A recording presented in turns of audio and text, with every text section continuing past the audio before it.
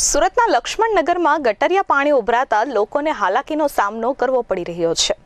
છેલ્લા 1.5 મહિનાથી ગટરિયા પાણીને કારણે લોકો બીમાર પડી રહ્યા છે।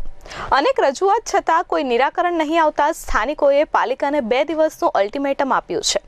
જો 2 દિવસમાં આ સમસ્યાનું નિરાકરણ નહીં થાય તો સ્થાનિકો ધરણા પ્રદર્શન કરશે। ત્યારે અહીં સવાલ એ થાય કે સુરતને સ્વચ્છતામાં પ્રથમ ક્રમાંક મળ્યો છે, પરંતુ આ વરવી વાસ્તવિકતાના દ્રશ્યો મહાનગરપાલિકાના અધિકારીઓ જોઈ રહ્યા છે કે નહીં તે પણ એક સવાલ છે।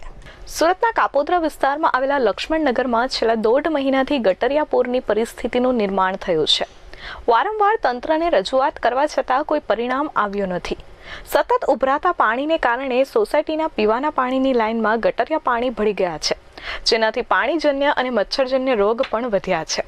દરરોજ સોસાયટીમાં ગટરિયા પાણીને કારણે કોઈને કોઈ બીમાર પડે છે। સોસાયટીના રહીશોએ વારંવાર રજૂઆત કરવા છતાં કોઈ નિરાકરણ નહીં આવતા પાલિકાને 2 દિવસનું અલ્ટિમેટમ આપવામાં આવ્યું હતું।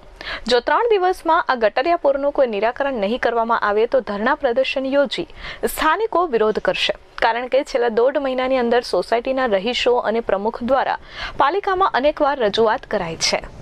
બાઇટ વ્યૂ 2 લક્ષ્મણનગરમાં ગટરિયા પાણીપૂરના કારણે મેયર તેમજ અધિકારીઓને પણ જાણ કરવામાં આવી છે, છતાં પણ પરિસ્થિતિ તેમની તેમ જ છે। સતત ગટરિયા પાણીના લીકેજને લીધે સોસાયટીમાં ખૂબ જ દુર્ગંધ પ્રસરી છે, જેના કારણે સ્થાનિકોની જિંદગી પણ નર્ક સમાન બની ગઈ છે। હવે જોવાનું એ રહે છે કે સ્થાનિકોના અલ્ટિમેટમ સામે પાલિકા કામગીરી કરે છે કે પછી લોકો ધરણા પર બેસી પોતાનો ન્યાય માંગે છે।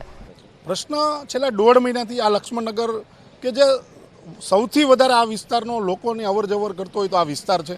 બંને સોસાયટીનો વાડીઓ પણ અહીંયા આવેલી છે, ટ્યુશન ક્લાસ આવેલા છે અને ખાસ કરીને અહીંયા સાડીઓનું માર્કેટ છે, એટલે બહેનોની ખૂબ માત્રામાં અહીંયા અવરજવર થતી હોય અને છેલ્લા 1.5 મહિનાથી આ ગંદકીની અંદર આ લોકો અહીંયા અવરજવર કરે છે। સોસાયટીના પ્રમુખ અને આગેવાનો દ્વારા મને જાણ કરવામાં આજે અમે સ્થળ પર આવ્યા, સ્થળ પર તપાસ કરી તો આ જે પરિસ્થિતિ છે ખૂબ વિકટ પરિસ્થિતિ છે, કારણ કે સીધો લોકોના આરોગ્ય સાથે જોડાયેલો પ્રશ્ન છે। અધિકારીઓ આવે છે, જોવે છે અને જોઈને જતા રહે છે, પણ આ પ્રશ્નનું નિરાકરણ આવતું નથી। તો આજે અમે 2 દિવસનું અલ્ટિમેટમ આપવાના છે અને આપના માધ્યમ મીડિયાના માધ્યમથી પણ અમે કહીએ છીએ કે 2 દિવસની અંદર જો આનો અંત નહીં આવે, આ લોકોને આ જે પ્રશ્ન છે એમાંથી મુક્તિ નહીં મળે તો અમે ધરણા પ્રદર્શનો કરી અને જે કોઈ પણ લોકોની તકલીફો છે, હાલાકીઓ છે, એમાંથી અમને છુટકારો અપાવીશું।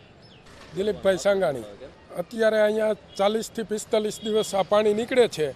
બધા અધિકારીઓ રોજ સવારમાં આવે છે અને સવારે 9 થી 11 સુધી જ પાણી આ નીકળે છે અને માણસો અહીંથી અવર જવર વધારે છે। કાદવ ને કીચડ થાય છે બધો અહીંયા। રજૂઆતો તો બધાને રજૂઆત કરી છે, રોજ અધિકારીઓ આવે છે, ફોટા પાડે છે અને આશ્વાસન આપે છે, પણ આનું કાંઈ નિરાકરણ થતું નથી। ઘનશ્યામભાઈ, શું સમસ્યા છે? આ 1.5 મહિનાથી આ પાણીની કાયમિક સમસ્યા છે। અમુક બોરમાં પાણી ખરાબ ગરી ગયા છે, ઝાડા ઉલટી થઈ જાય છે અને અહીંયા 2 વાડીઓ છે, માર્કેટ છે, ટ્યુશન ક્લાસ છે, બહુ તકલીફ પડે છે ભાઈ। કેટલી રજૂઆતો કરી છે? અરે અનેક જગ્યાએ ભાઈ, જ્યાં ઠેઠ મેયર સીકે રજૂઆત કરી છે, શાસક પક્ષના ઓલા પદ અધિકારીઓને, વિરોધ પક્ષવાળાને, બધાને, જે ઓલા વિરોધ પક્ષના નેતાને। શું માંગણી શું છે? અમારું જલ્દી આ વહેલા પાણી બંધ થઈ જાય, સારું થઈ જાય। Bureau report S24 news, Surat.